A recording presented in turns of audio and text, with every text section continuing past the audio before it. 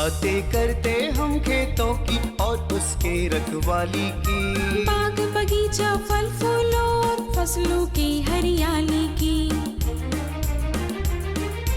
हम बीजों की बातें करते उत्तम जल संसाधन की, हम तकनीकी बातें करते फसलों के उत्पादन की। हर किसान का सपना सच हो जीवन सुखद बनाने को, गाँव-गाँव के हर आंगन का प्यारा सा ये दर्शन। कृषि दर्शन, कृषि दर्शन, कृषि दर्शन, कृषि दर्शन, कृषि दर्शन, कृषि दर्शन, कृषि दर्शन, कृषि दर्शन। जोहार किसान भाई, कैसे हैं आप सब। गर्मी बहुत तेज़ी से बढ़ रही है, ऐसे में आप अपने पशुधन का और अपने खेत खलिहानों का ध्यान तो रख रहे हैं ना, क्योंकि थोड़ी सी असावधानी से नुकसान उठाना पड़ सकता है। लेकिन आपको चिंता करने की ज़रूरत नहीं है, क्योंकि आपका अपना पसंदीदा कार्यक्रम आपके हर ज़रूरत में आपके साथ खड़ा है, वो है कृषि दर्शन। तो आइए कार्यक्रम की शुरुआत करते हैं। सबसे पहले देखते हैं कृषि समाचार। नमस्कार, कृषि समाचार में आपका स्वागत है। मैं हूं अंशु शिखा लकड़ा। आइए देखते हैं आज कृषि समाचार में क्या है खास। पशुओं को स्वस्थ रखने के लिए आहार पर दे ध्यान, एकीकृत खेती प्रणाली पर ध्यान देने की है ज़रूरत। मक्का की खेती के लिए अनुशंसित प्रभेद में लगाएं बिरसा मक्का 1। अब समाचार विस्तार से। पशुपालक भाई पशुओं के स्वास्थ्य के लिए दुधारू पशुओं को 50 से 60 ग्राम प्रतिदिन और छोटे पशुओं को 25 से 30 ग्राम प्रतिदिन खनिज का मिश्रण दैनिक आहार में मिलाकर खिलाएं। घरों में उपलब्ध गेहूं का चोकर, मकई, खल्ली, खनिज मिश्रण और नमक का उपयोग कर संतुलित आहार का मिश्रण बना ले। यथासंभव हरा चारा भी देते रहें। बेहतर आजीविका और आर्थिक स्थिरता के लिए एकीकृत खेती प्रणाली पर ध्यान देने की ज़रूरत है।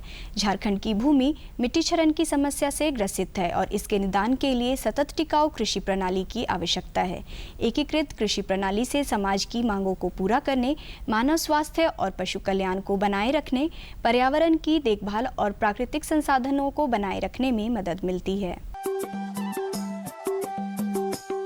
किसान भाई, यदि आप लतर वर्गीय फसलों की खेती किए हैं तो समय से तुड़ाई करना ज़रूरी है। समय से तुड़ाई नहीं करने से फसलों की गुणवत्ता में कमी आ जाती है। साथ ही जैविक कीटनाशकों का प्रयोग करें। किसान भाई, लतर वर्गीय फसलों की खेती में फसलों की तुड़ाई समय से करें और रस चूसने वाले कीटों का प्रकोप होने पर जैविक कीटनाशी नीम निर्मित दवा का इस्तेमाल करें। 3 से 5 ml दवा का घोल बनाकर फसल पर छिड़काव करना चाहिए। साथ ही रोग व्याधि होने पर ट्राइकोडर्मा को शाम के समय 6 लीटर पानी में घोल बनाकर फसल पर छिड़काव करें। इससे कीटों का नियंत्रण हो जाएगा। किसान भाई अगर लतर वर्गीय फसल लगाए हैं तो उनको मैं ये सलाह देना चाहूँगा कि जो भी फसल है उसमें वो समयानुसार उसकी तुड़ाई करें। ज़्यादा उसको बड़े होने का जो है अवस्था में उसकी तुड़ाई करेंगे तो गुणवत्ता जो है उसकी अच्छी नहीं रहेगी। और दूसरा है जैविक कीटनाशकों का अगर हम लोग व्यवहार करते हैं तो रस चूसने वाले कीट हैं तो नीम से निर्मित जो भी दवा है बाज़ार में अचूक है, वेनगार्ड है, उसका जो है हम लोग 3 से 5 ml पर लीटर पानी में घोल बना के उसका छिड़काव कर सकते हैं। अगर कोई रोग बीमारी आती है तो ट्राइकोडर्मा विरिडी या हर्जियानम है, उसको शाम के समय जो है 6 ग्राम पर लीटर पानी में घोल बना के छिड़काव करें तो कीट और व्याधि से वो अपनी फसल को बचा सकते हैं। मक्का की खेती से अधिकाधिक उत्पादन लेने के लिए 20 किलोग्राम बीज प्रति हेक्टेयर लगाएं। कतार से कतार की दूरी 75 सेंटीमीटर और पौधा से पौधा की दूरी 25 सेंटीमीटर रखें।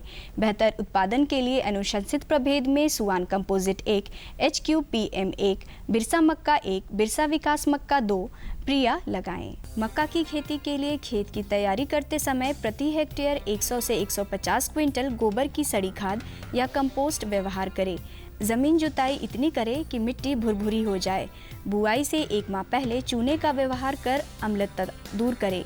दीमक के लिए जुताई के समय मिथाइल पाराथियोन 2% धूल 25 किलोग्राम प्रति हेक्टेयर खेत में प्रयोग करें।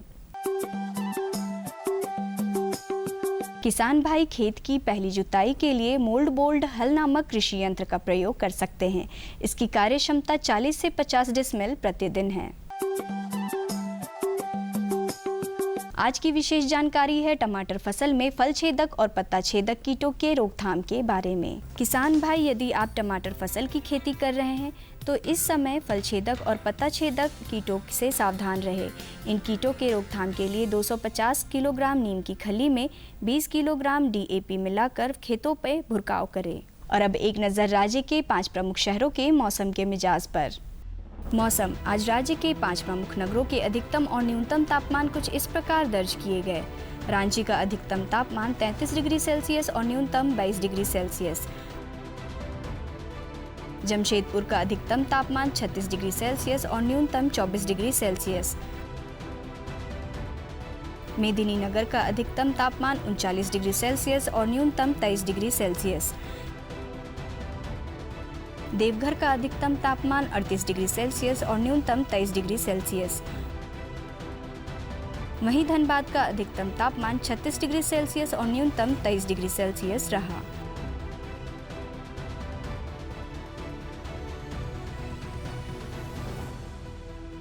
कृषि समाचार में आज इतना ही। अगले दिन अगले अंक में फिर मुलाकात होगी कुछ ताज़ा तरीन खबरों के साथ। तब तक के लिए दीजिए इजाज़त। नमस्कार, जोहार।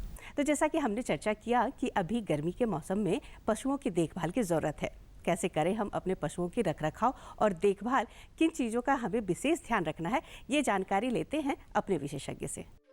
लगातार बढ़ते तापमान से मनुष्य और पशु लगातार बेहाल हो रहे हैं। इससे बचाव के लिए आहार, आवास एवं चिकित्सा की व्यवस्था सही समय पर सही ढंग से करना जरूरी है। गर्मी में आवास को हवादार बनाकर रखें, छत की ऊंचाई का ध्यान रखें एवं अगर संभव हो तो पशु आवास को चिलचिलाती धूप से बचाएं। पशुओं को रखरखाव के लिए उचित उनके घर की व्यवस्था करनी पड़ती है और उस व्यवस्था में जैसे हम लोग का जो जगह है जहाँ पर ठंड भी अधिक पड़ती है और गर्मियाँ भी अधिक पड़ती हैं, तो हम लोग जो घर जो बनाते हैं अधिकतर पूरब पश्चिम की दिशा में बनाते हैं, जिससे कि जो ठंड अधिक पड़ने के कारण, गर्मियाँ तो कुछ दिन पड़ती हैं लेकिन ठंड अधिक करने का इसको गर्म धूप से थोड़ा सा गर्म रख सकें। दूसरा है कि पूरब पश्चिम के जो किसान भाई जानते हैं कि पूरब और पश्चिम, पूर्वा और पछुआ ही हवा ज़्यादा बहती है, तो उससे होता है कि खिड़कियाँ अधिक होनी चाहिए घर में। तो खिड़कियाँ अधिक होनी चाहिए और आमने सामने खिड़की होनी चाहिए, तो जिससे कि पूरब और पश्चिम से जो हवा आती है उससे सभी हवा निकल जाएगी और गर्मी उसमें कम हो जाती है। लेकिन ये तो और घर का जो छत है वो थोड़ा सा ऊपर ऊंचा 15 से 18-20 फीट तक होना चाहिए और जो किनारे की दीवार है वो 10 फीट तक की वो होनी चाहिए और 2.5 फीट तक का बाहर में उसका छज्जा निकलना चाहिए, जिससे कि पानी का झटास वगैरह उसमें ना आ सके। उससे और एक व्यवस्था होनी चाहिए कि पशुओं के घर के में एक रोगी का जो घर होता है वो एक अलग होना चाहिए, कि जो अगर कोई पशु बीमार हो गया तो उसको हम लोग अलग रख सकें। नहीं तो सभी अधिकतर जो बीमारियां होती हैं वो संक्रामक रोग होती हैं और एक पशु से दूसरे पशुओं में फैलती हैं, तो इसलिए वो एक रोग के लिए जो बीमार पशु पड़े उसको अलग करके हम लोग वहाँ पर उसकी चिकित्सा व्यवस्था कर सकते हैं। गर्मी के दिनों में अधिक प्यास लगने के कारण पशुओं को पीने के लिए बार बार और ज्यादा पानी की जरूरत होती है। अतः पशुओं को ज्यादा मात्रा में स्वच्छ और ठंडा पानी दें। पानी के बर्तन या हौदा की नियमित सफाई करें। फिर पानी की व्यवस्था, अच्छे पानी जो चापाकल का पानी, बोरिंग का पानी, ये पानी उसको पिलाना चाहिए, तो जिससे कि वो पानी से बहुत अधिक बीमारियां आती हैं।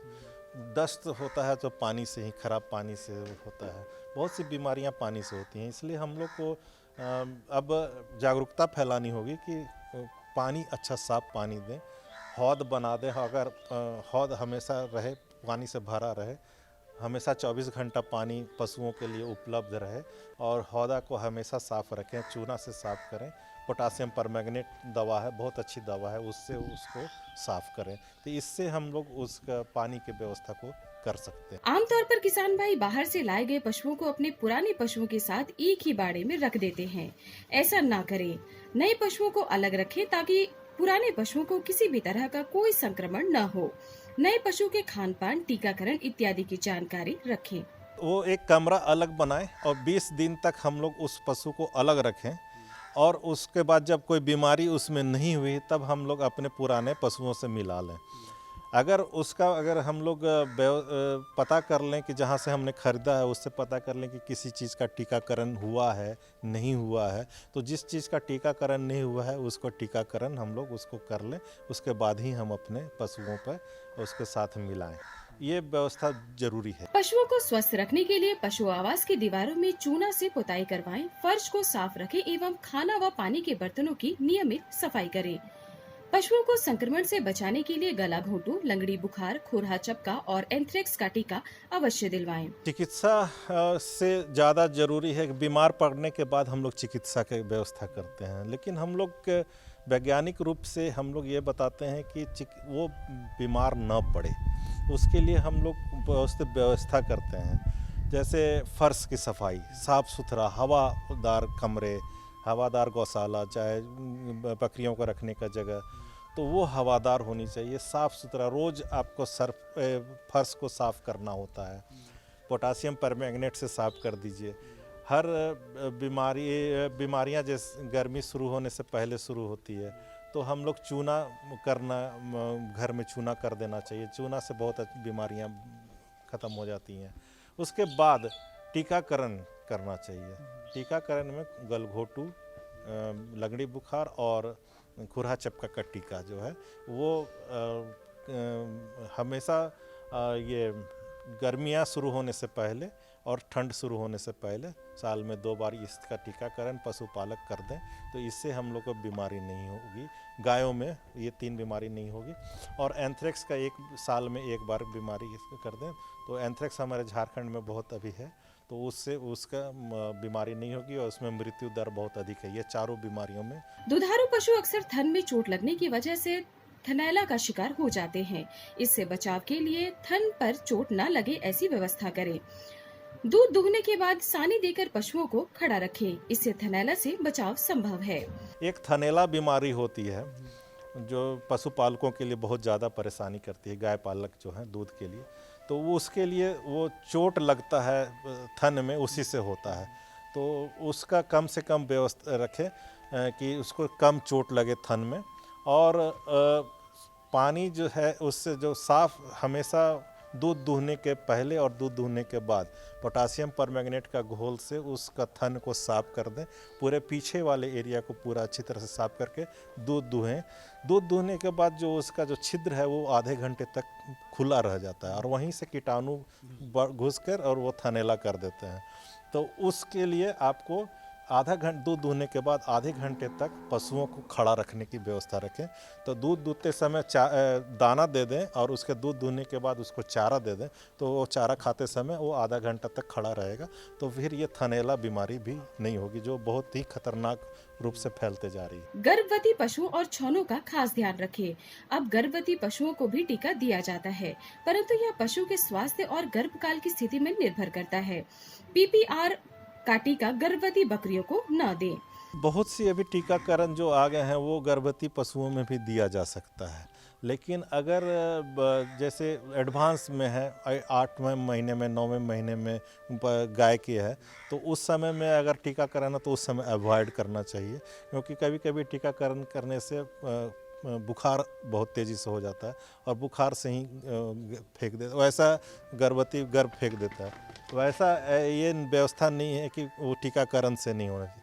केवल टीकाकरण में PPR का जो टीका है जो बकरियों में दी जाती है वो गर्भवती बकरी को कभी नहीं देना चाहिए, उससे वो गर्भ उसका खराब हो जाता है।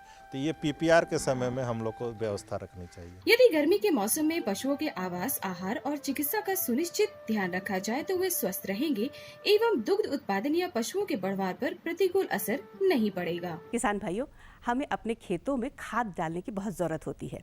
अगर हम बात करें अजोला और शैवाल खाद की, तो कैसे हम इसका उपयोग कर सकते हैं और इसका लाभ कैसे मिल सकता है, ये जानकारी हम लेते हैं अपने विशेषज्ञ से। अजोला और नीलहरित शैवाल प्रकृति प्रदत्त एक ऐसी चीज है जिससे पशु और फसल को भरपूर मात्रा में पोषक तत्व प्राप्त होता है। अजोला एवं नीलहरित शैवाल वायु से नाइट्रोजन प्राप्त कर और इनकी उत्पादन प्रक्रिया भी काफी आसान है। अजोला की बात है तो अजोला एक एक्वेटिक फर्न है। और या एक पादप के रूप में भी इसको आप कर सकते हैं, जो कि वातावरण में जो नाइट्रोजन हमारे पास है 75%, उस नाइट्रोजन का नाइट्रोजन फिक्सेशन करके वो प्लांट को अवेलेबल कराता है, पौधे को उपलब्ध कर।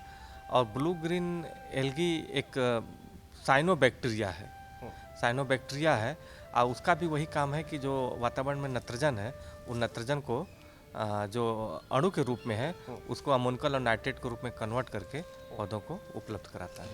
अजोला के उत्पादन के लिए पानी, इसे रखने के लिए टैंक, मिट्टी और सूर्य की रोशनी जरूरी चीजें हैं।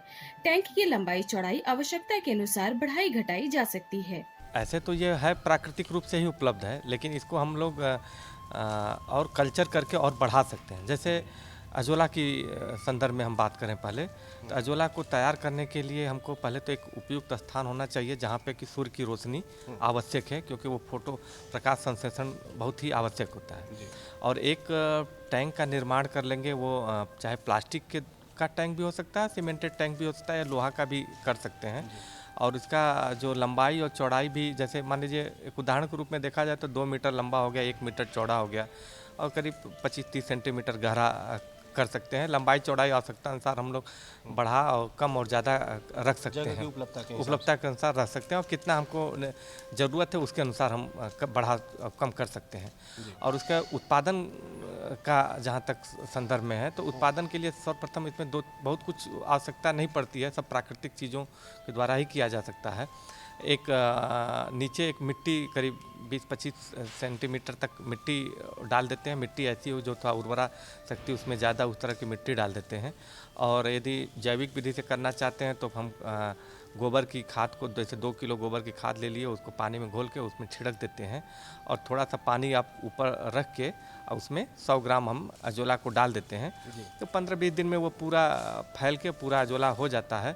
और मतलब आप औसतन देखिए 2 मीटर लंबा और 1 मीटर चौड़ा, उससे हमको करीब 1.5 से 2 किलो प्रतिदिन हमको अजोला प्राप्त कर सकते हैं। नील हरित शैवाल तैयार करने के लिए एक टैंक में पानी डालें। टैंक की लंबाई चौड़ाई आवश्यकता के अनुसार सुनिश्चित करें। टैंक अथवा ट्रे में जीवांशयुक्त दोमट मिट्टी, सुपर फॉस्फेट, सोडियम मोलेंटेट मिलाएं। यदि मिट्टी आम्लिक हो तो उसमें चूना मिलाएं। इसमें पानी मिलाकर कुछ घंटे तक छोड़ दें ताकि मिट्टी अच्छी तरह बैठ जाए। पानी की सतह पर एक मुट्ठी नील हरित शैवाल के कल्चर को भुरक दे।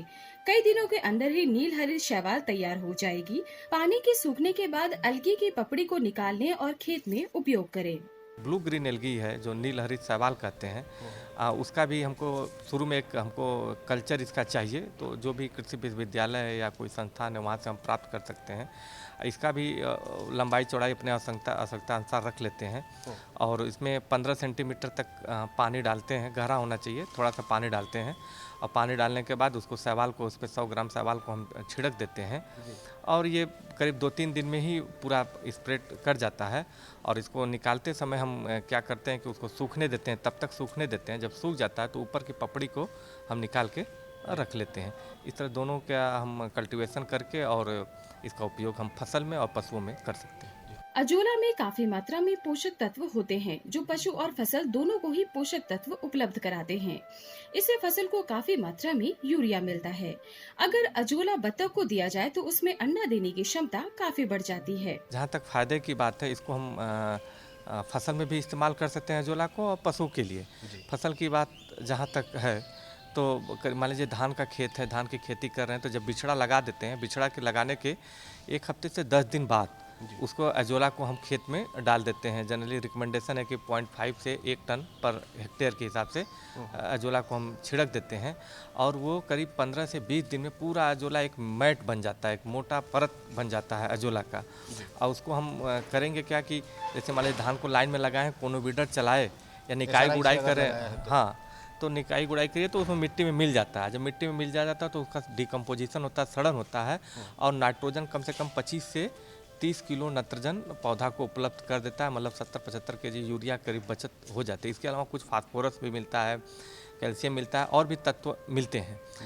और इसके सबसे बड़ी फ़ायदा क्या है कि इसका और भी फ़ायदे हैं। इसके अजोला का यदि खेती से हम धान की खेती कर रहे हैं तो उसमें हमको ये जो वीड हैं, वीड नहीं निकलते हैं, खर पतवार नहीं निकलते हैं, नमी को बना के रखता है, मिट्टी में जैविक पदार्थ को बढ़ाता है और पोषक तत्व भी देता है। तो काफ़ी उपयोगी फसल ये धान के लिए ये है कि ये सिर्फ हमको बारिश खरीफ फसल में ही हो पाता है, जहाँ पानी की आवश्यकता होती है, पानी रुका हो रहा है। अब पशुओं में जहाँ तक बात है कि इसका देखिए ये प्रोटीन का सोर्स है एक्चुअली, इसमें 2 से 3% प्रोटीन मिलता है। तो वो प्रोटीन जैसे हम बत्तख को है, तो बत्तख का जहाँ तक यदि बत्तख है और बत्तख को हम उसके बॉडी वेट पर केजी के हिसाब से देखें तो 50 ग्राम यदि हम पर बॉडी वेट के हिसाब से इसको देते हैं बत्तख को, तो काफ़ी उसका अंडा देने की क्षमता काफ़ी बढ़ जाती है। पशुओं में भी 20 से 25-30% तक हम इसको मिला के पशुओं को भी खिला दें तो प्रोटीन का एक बहुत अच्छा सोर्स है। नीलहरित शैवाल वायु से नाइट्रोजन प्राप्त करते हैं तथा इसे धान की फसल को नाइट्रोजन उपलब्ध कराते हैं। अनुसंधानों से पता चला है कि नीलहरित शैवाल द्वारा प्रति हेक्टेयर 30 किलोग्राम नाइट्रोजन की प्राप्ति होती है। पौधों को अन्य पोषक तत्व सरलता से मिल जाता है एवं मिट्टी की जल धारण क्षमता भी बढ़ती है। हरित शैवाल का उपयोगिता फसलों में ही है। फसल में हम जैसे खासकर जो दोनों फसल के लिए पानी बहुत आवश्यक है। धान के केस में इसको हो सकता है, धान में जैसे हम उसको धान लग गया, बिछड़ा 7 दिन 10 दिन का हो गया, तो उसमें हम करीब 8 से 10 किलो शैवाल ले लिए, जो हम इसके पहले जो बनाए हैं, जो सुखा के हम रखे हुए हैं, 8 से 10 किलो शैवाल को लेके कंपोस्ट खाद में मिला दिए। कंपोस्ट खाद में मिलाने के बाद फिर उसको हम छिड़क दिए और वो फिर एक पूरा परत ऊपर ब्लू ग्रीन एल्गी का आ जाता है और उसमें भी वही है कि हमको नाइट्रोजन की काफ़ी आवश्यकता पूर्ति करीब 25-30% नाइट्रोजन की पूर्ति कर देता है अजोला के द्वारा, शैवाल के द्वारा। और साथ में हमको पानी रोकने की क्षमता मिट्टी में बहुत बढ़ जाती है। इससे जैविक पदार्थ की 8 से 10 कुंटल जैविक पदार्थ की मात्रा भी बढ़ जाए। जैसे कि जैविक पदार्थ बढ़ जाता है तो वाटर होल्डिंग कैपेसिटी बढ़ जाती है। ये जो हमारे अनुपलब्ध फास्फोरस हैं या और तत्व हैं उनकी उपलब्धता बढ़ जाती है और उससे हमारा उत्पादकता काफी अच्छा हो जाता है। अजोला एवं नीलहरित शैवाल की खेती पानी की उपलब्धता और सूर्य की रोशनी पर निर्भर करता है। 3-4 बार उत्पादन के बाद मिट्टी एवं जल दोनों को ही बदल दें। बाहर का जब पानी जब आके उसमें आता है तो वो कंटामिनेशन हो जाता है और बहुत सारे कीड़े मकोड़े आ जाते हैं, जिससे कि इसका एकदम ग्रोथ एकदम रुक जाता है और अजोला खराब हो जाता है। थोड़ा सा ज़मीन से थोड़ा ऊंचा रहेगा तो पानी, वो बाहर का पानी अंदर नहीं आ पाएगा और उससे काफ़ी अच्छा होता है। धूप काफ़ी इसके लिए आवश्यक है। ये 2-3 बिंदु पे ध्यान रखना चाहिए। और एक और है कि वो मिट्टी जो है जैसे अजोला हो या ब्लू ग्रीन एल्गी का भी है, तो ब्लू ग्रीन एल्गी में भी ये जो मिट्टी है, नीचे जो मिट्टी देते हैं और थोड़ा सा खाद देते हैं, उसको 3 से 4 बार निकालने के बाद बदल देनी चाहिए, क्योंकि उसमें पोषक तत्व तो इसी मिट्टी और उस जल के द्वारा ही लेते हैं। तो इसको बीच बीच में बदलते रहना चाहिए। जैसे अजोला के केस में भी पानी को भी बदलते रहना चाहिए, अंदर जो मिट्टी का परत डालते हैं उसको भी हमको बीच बीच में बदलते रहना चाहिए। अजोला और नीलहरित शैवाल के उत्पादन से किसानों के रासायनिक उर्वरकों के मद में होने वाले खर्च को कमी आती है। यह स्वास्थ्य एवं पर्यावरण के लिए भी हितकर है। तो किसान भाइयों, आज जो जानकारियां हम आपके लिए लेके आए थे वो हमने आपके साथ साझा की। हम उम्मीद करते हैं कि हमारा ये संवाद 2 तरफा हो। हमने अपनी बात कही, आप अपनी बात कहिए हमें खत लिखकर। हमारा पता है कार्यक्रम कृषि दर्शन, कृषि प्रकोष्ठ, द्वारा केंद्र निदेशक, दूरदर्शन केंद्र, रातू रोड, रांची। पिन संख्या 834001। अब मुझे और हमारी पूरी टीम को दीजिए इजाज़त। जोहार।